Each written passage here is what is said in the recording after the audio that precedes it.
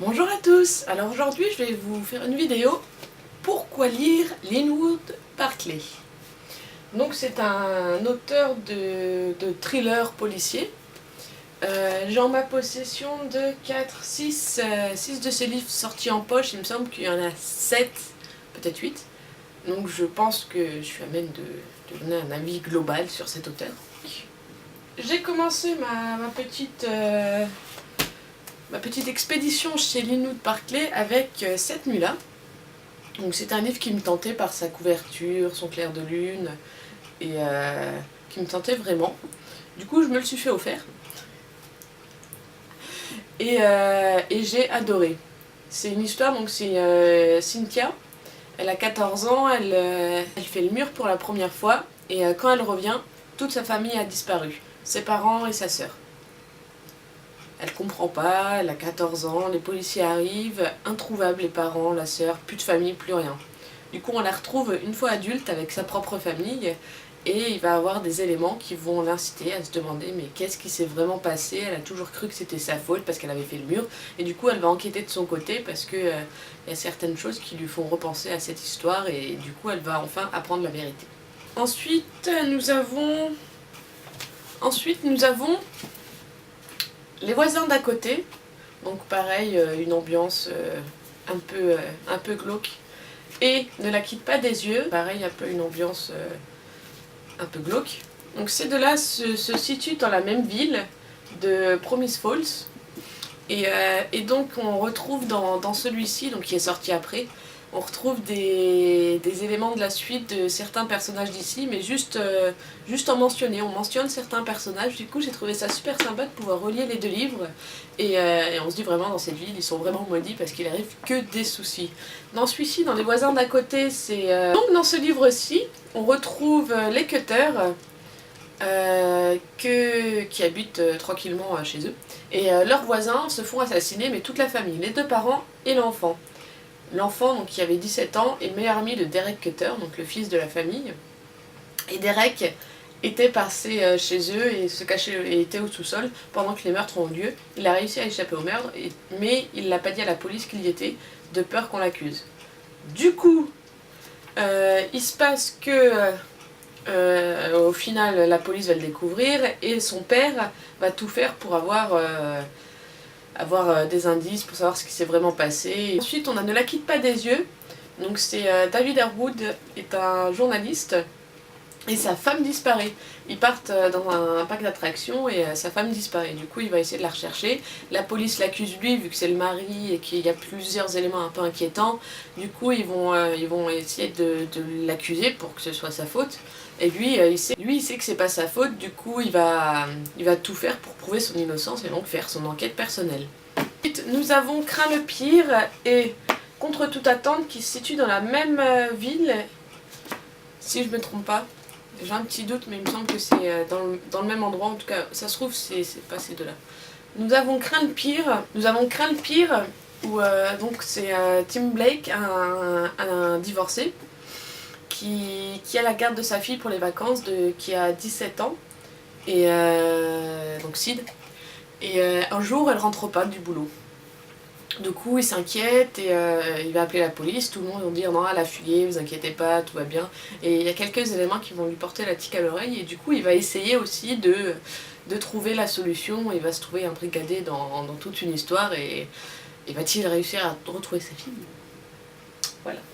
Et nous avons Contre toute attente, donc c'est Glenn Garber qui a une famille, une femme et une fille. Et un soir, sa femme, Sheila, meurt dans un accident de voiture. Elle est saoule, elle se met au milieu de la route et elle provoque un accident parce qu'elle s'est endormie au volant. Du coup, tout le monde l'accuse lui, pourquoi t'as pas vu que c'était une alcoolique, comment t'as pu la laisser faire, elle a tué des gens, tu te rends compte. Et du coup lui il va se poser des questions parce que il se repasse en boucle toute sa vie avec elle, mais pourtant je la vois pas boire plus que ça. Quand elle buvait elle prenait un taxi, je comprends pas. Et du coup on va aller dans toute son enquête pour découvrir la vérité. Et la particularité de ce livre-ci, c'est qu'il n'y a pas qu'une seule trame. Il y a vraiment 5-6 trames si je me souviens bien, avec 5-6 personnages, et, et j'adore voir comment au final ça se rassemble.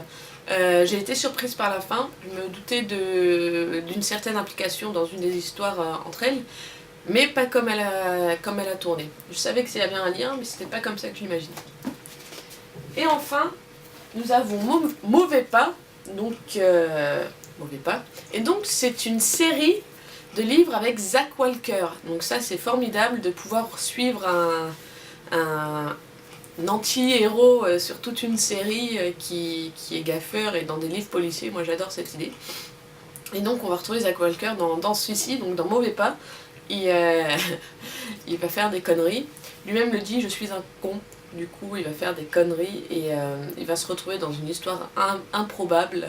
Et du coup, il va devoir résoudre ça avant d'aller voir la police pour se rendre. Donc voici tous mes petits Linwood Barclay. Donc je vous avais un résumé. Maintenant, je vais vous dire pourquoi il faut le lire. Tout d'abord, il faut lire parce que dans tous ces livres, le retournement à la fin, ça retourne le cerveau aussi. On imagine une trame, en fait, il nous trace une ligne, et tout d'un coup, à la fin, hop, il dévie, mais en fait, c'est tout à fait logique. Il nous a donné des indices tout le long du livre, mais on les a pas vus, et à la fin, on fait, mais oui, bien sûr, pourquoi j'imaginais pas ça? C'est parce qu'il nous montre.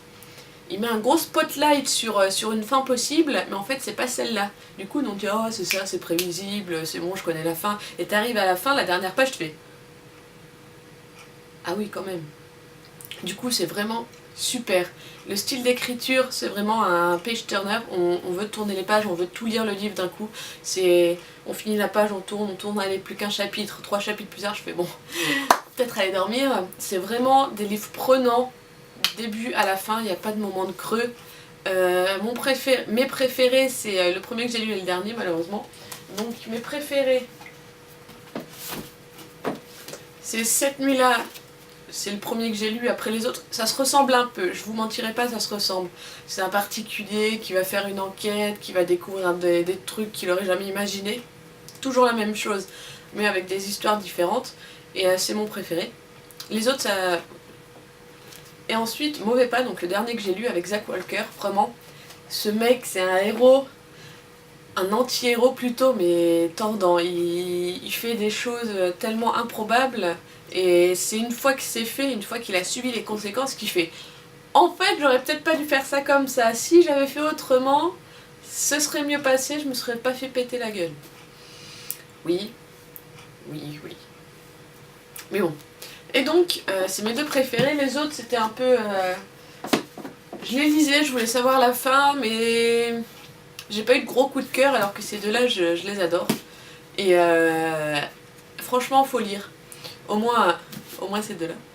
Mais les autres aussi, ça vaut le coup de lire, surtout si vous aimez les histoires policières. Alors là, c'est topissime.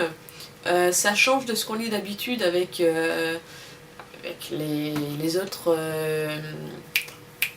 avec les livres policiers, parce qu'on suit tout le temps un policier ou un détective privé ou toujours quelqu'un qui appartient à la justice. Là c'est vraiment des particuliers, comme vous, comme moi, c'est qu'est-ce qu'on serait capable de faire si ça nous arrivait. Et maintenant dans tous ces livres, ça nous montre qu'on est prêt à tout pour réussir à... Voilà. Et donc faut vraiment le lire parce qu'on passe des super bons moments, c'est vraiment exceptionnel. J'ai découvert que récemment cet auteur, mais j'ai prévu de tout acheter. Non, le dernier il est sorti en septembre, du coup je me prévois pour bientôt parce qu'en plus c'est Mauvais Garçon et c'est la suite de Zach Walker, du coup le retrouver et savoir qu'est-ce qu'il a fait encore pour se mettre dans une affaire qui mérite que Linwood Barclay l'écrive, ça va être énorme. Donc j'attends que ça de le lire et vous aussi. Mettez-vous-y, vous allez adorer. Merci à tous d'avoir regardé cette vidéo, passez une bonne journée.